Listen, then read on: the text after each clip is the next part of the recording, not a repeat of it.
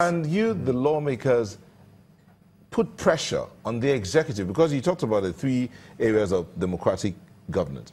Can you, the lawmakers, the legislative arm, put pressure on the other arms to say, hello, we need to enforce the laws of the land? Are you doing that? Have you been listening to us? Have you been listening to National Assembly? Have you been watching us? I must say this 8th session, under the leadership of Right Honorable Yakubu Dogara and the 360 members, for God's sake, we are doing what should be done. But it shouldn't be left alone to the National Assembly. It shouldn't be left alone to the executive. It shouldn't be left alone to the judiciary. All Nigerians, wherever you may be, home and abroad, you have a role to play. Are you seeing a crime be committed, failure to report the scene of that crime to the nearest law enforcement agency, you are as guilty as the man or woman who committed that crime. I live in a foreign country where things work. What is wrong with us in this country? Are you confident, for instance, that these killings will not see another killing today or tomorrow in Benue? Listen, prevention is better than cure. If we're able to put in place, funding the law enforcement, for them, the law enforcement at the same time, to use the money given to them judiciously for what it was meant for, all this thing will not happen. Well, first of all, you always blaming the federal government. Oh, yes, of course, you blame them because they are the head. But what about the state governors? What about the local government? The state governors, they receive federal allocation. They receive security vote every month. Some receive 500, some receive 1 billion, 2, 3 billion monthly. And not only that, the local government, what role are they playing? Neglected? Now every fingers are pointing to the federal government, forgetting that as federal government are also collecting their own share, the state are collecting their share, the local government are collecting their share. What are they contributing to the system for Nigeria to be among the leading nations? I am sick, I am tired. I arrived in Nigeria 3 days ago. Where we went to, Ethiopia, I didn't see one blink of power failure. When we arrived at the airport, International Airport here, guess what happened? As we were lined up for them to check our passport, they took light. Light went off. They were using telephone as the torchlight to be looking at our passport for stamping. Look, I say, is this the Nigeria of our dream? But let's bring it back here again, because yes. You're a member of the APC, for instance, and looking at the submissions of the 2 governors, the governor of Benue State and the governor of Nasarawa State, concerning the actual location of where he believes, the Benue State governor believes, the herdsmen who are carrying out this, who are launching these attacks are at the moment, says that they are at Away local government area of Nasarawa State. Yes. The Nasarawa State governor comes out to say that no, if for anything, Away local government is doing a great job in protecting and hosting those who have been displaced. What do you make of the 2 statements? You know, again and again, these are the issues that is pathetic for the 2 governors to be on the pages of newspaper and television, castigating themselves, making mockery of democracy. For me, it's about time we get things right. We should be our brother's keeper. When someone is killed in Benue, someone in Lagos should feel the pain. When somebody in Edo State is killed, someone in the Imo State should feel the pain. Whatever is happening in the Southwest, those in the northern part of Nigeria, we should be our brother's keeper. Whatever is happening in the South, those in the Southeast, we should come together. We should rally together. Look, when you see one American being killed, every American come together. Let us not politicize. Let us not look at ourselves. We are Nigerian first. Or else, if this country collapses, it will consume all of us. So we have no other country to go to. We must put everything humanly possible to see that this country succeeds. If this country succeeds, it will be a plus to all of us. There will be jubilation.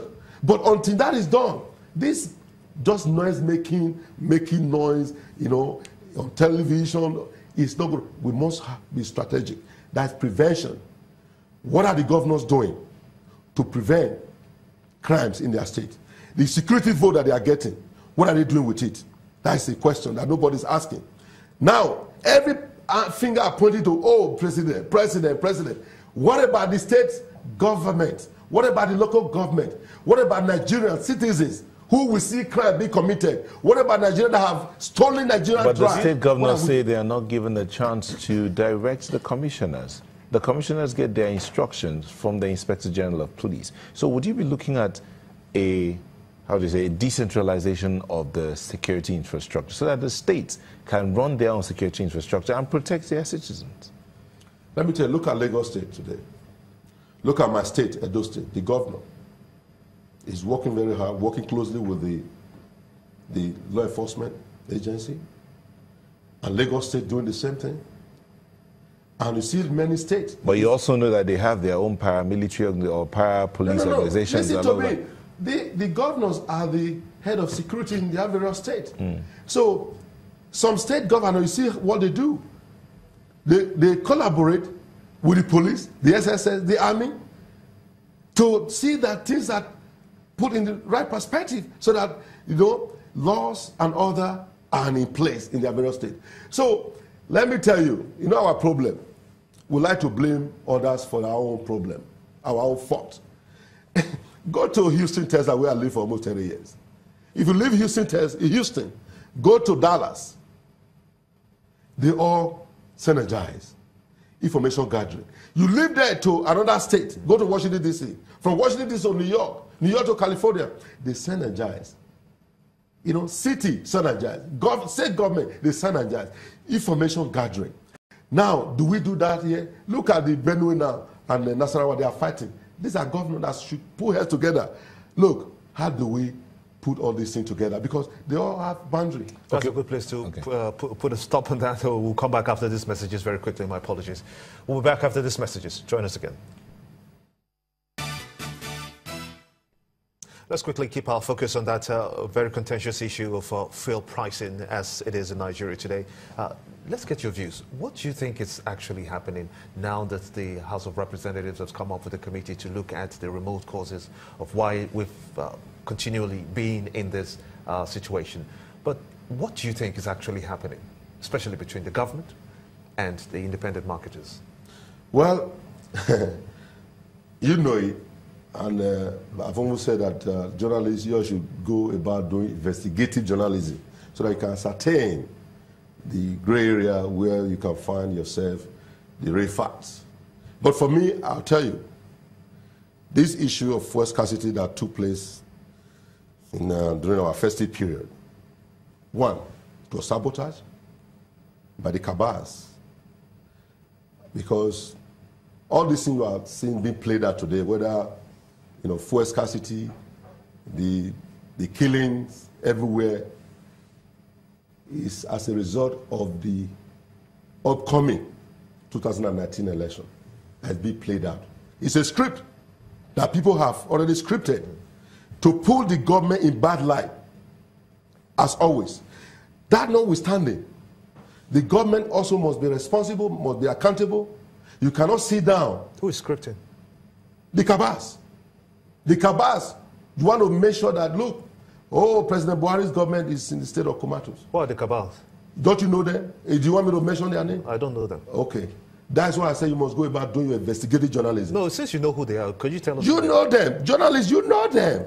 You know them. No, tell us, since you know. I said, don't you know them? I want you to go about doing your investigative journalism. I'm not the one to come here and start telling you. I want you to challenge me. I'm challenging you to tell us who the cabals are. Now, I'm asking you, my friend, my brother, you are very intelligent. I watch you all the time. Are you telling me all this time, all this while? You haven't gone about doing investigation. The people, the cabals that want to derail this country, to at least to derail the will of progress of Mr. President. If President Buhari succeeds, guess what? All of us succeed. If we have constant electricity supply, you wouldn't have to spend so much money buy diesel to make sure that China is on air. Because some group of people are making this country. They have finished this country based on the fact and figure in my possession. I agree with you. Those people should be investigated. But they can only be investigated if we know who they are. Listen to me. You know, at the time, you heard that, oh, those that have been found wanting, those who stole money, their names should not be mentioned. You heard it right. They have been lobbying everywhere. Even the motion that I moved about undeclared crude oil that led this country to global destination, I have been receiving phone calls threatening me, some appealing to me to drop the matter. Look, this country belongs to all of us. That's true, because, you know, in the past administration, we've heard about this same cabal, and this administration also the same thing, cabals again. Are we going to keep living a life of cabals? I'm telling Mr. President, as much as I love you and respect you, but I want God to open, Mr. President, and to see those wicked people within the corridor of power, within his government, that are not even working for the interest of Mr. President's agenda, working for their own selfish interest to derail the will of Mr. President's progress. I would like to end it at that point. If it works, it works for you, it works for you, it works for me as a Nigerian. Ehiozuwa Agbonayinma, a member of the APC, I want to thank you so much indeed for talking to us on Sunrise Daily and for your, of course, your brilliant views all the time we have you on the show. And that's how it's been on Sunrise Daily. For today, I am Gimba Umar. Thanks for watching. Thank you. I'm Neo Tai Egbe, and have a good day. Thank you.